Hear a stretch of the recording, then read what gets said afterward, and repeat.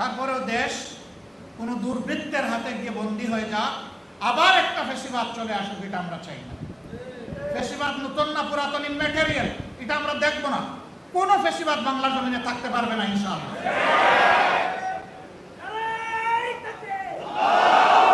আমাদের সন্তানেরা লড়াই করেছে অধিকারের জন্য, অধিকার এখনো প্রতিষ্ঠিত হয়নি। অধিকার প্রতিষ্ঠানের প্রথম পদক্ষেপ হচ্ছে একটা সুষ্ঠু নির্বাচন। সেই নির্বাচনের জন্য আমরা পরিষ্কার বলেছি, অবশ্যই কিছু জরুরি এবং মৌলিক সংস্কার হতে হবে।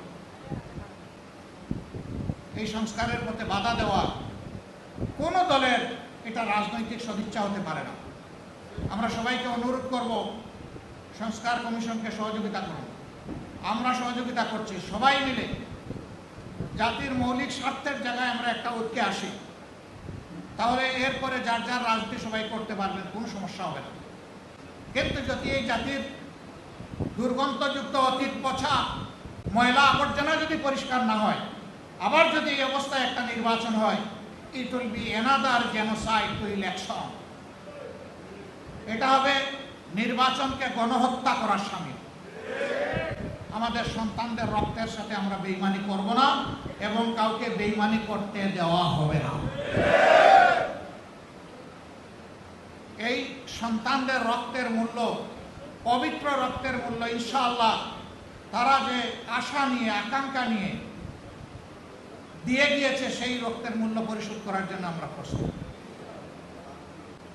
আমরা বলেছি আগামী নির্বাচনে আমরা কোনো প্রশাসনিক কু শব্দের কুটা শুনতে চাই না। আমরা কোনো ইলেকশন ম্যানুভারিং বা ইঞ্জিনিয়ারিং দেখতে চাই না। তাই যদি হবে তাহলে এত এত মানুষ জীবন দিয়েছে কেন? আমরা ফ্যাসিস্ট আমলের আদলে কোনো ইলেকশন এই বাংলাদেশে ইনশাআল্লাহ আমরা হতে দেব না।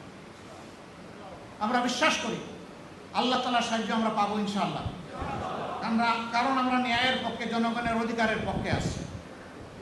যতক্ষণ পর্যন্ত ফ্যাসিবাদের শেষ চিহ্নটুকু বাংলাদেশ থেকে মুছে না যাবে, ততদিন পর্যন্ত আমাদের এই লড়াই অব্যাহত থাকবে ইনশাআল্লাহ।